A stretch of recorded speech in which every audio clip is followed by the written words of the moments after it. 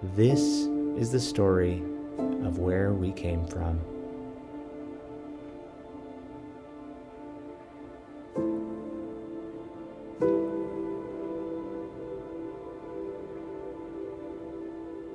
Our home was made before we were.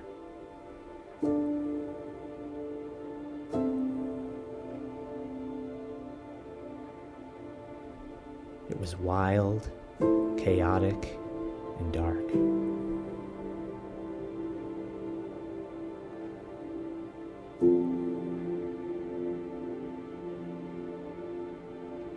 God spoke to awaken the dawn.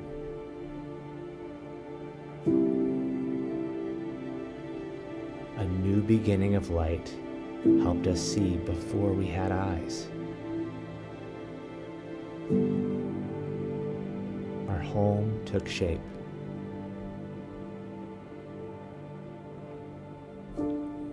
Ground sturdy enough to walk on. Mountains too high to climb.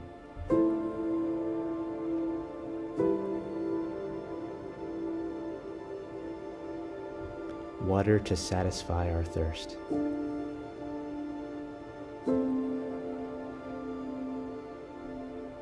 Deserts big enough to lose our way.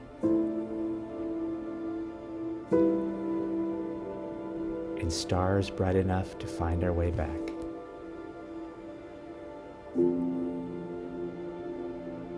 When it was finally time, a pile of dust received the breath of God and opened our eyes.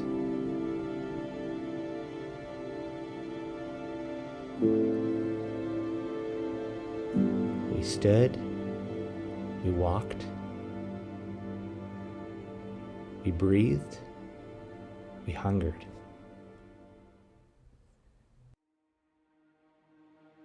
And God was faithful to feed us, body and soul.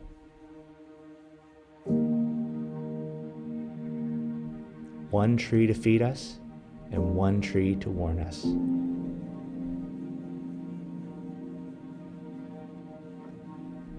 The tree of life would satisfy us. The tree of knowledge would sicken us. And we lived in harmony with God. But we desired a partner, and it pleased God to give us one. For a time it was good. We lacked nothing. But eventually God's delight in us didn't fill us like it should have. I find myself wondering about Adam and Eve and what they knew of God. How much did they know who they were in the presence of? Did they have any idea of what He is capable of? And by comparison, how incapable that we are. Do they even have a clue? And it leads me to think about today. Do we really know who God is? Are we going to be shocked in heaven someday when faith becomes sight? When the glory of God is in front of us? Is our current view of God even close to reality? Here's what's at stake. When we miss the big picture of God, we start to rely on ourselves and our ideas and our power. We build up this wicked curiosity, this reaching for purpose and truth aside from God. In the garden, their curiosity gave rise to their temptation. And in a moment, they fell because of their pride. The wrong ideas about God happened first, and the fall came next. Our sin broke us. We wanted to be gods rather than to be gods. We didn't believe that God knew best. We didn't believe that He was enough. So our disbelief was our ruin. In the absence of knowing God and understanding God, we believed whatever we wanted to believe, and our paradise became locked. By all accounts, that should have been the end of the story. God should have set fire to everything and walked away.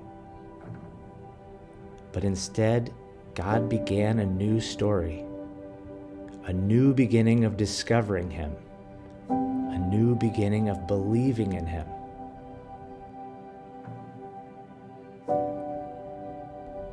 So God told a man it would rain for 40 days, and that man believed Him.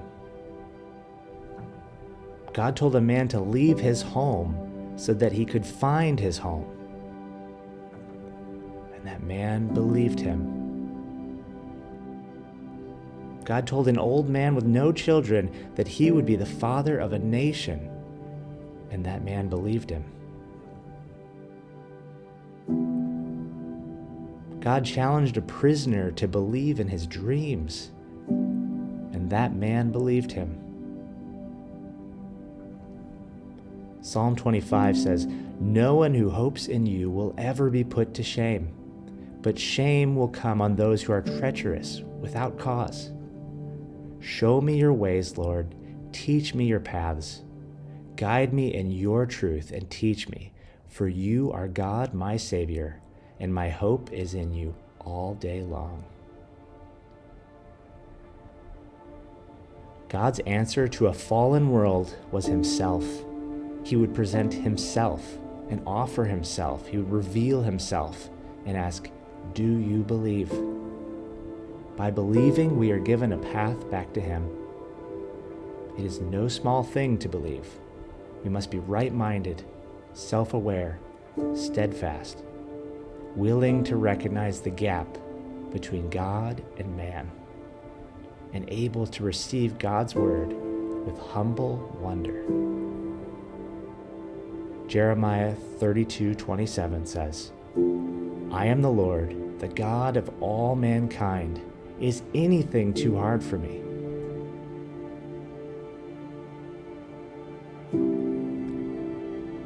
Our Father, hallowed be your name.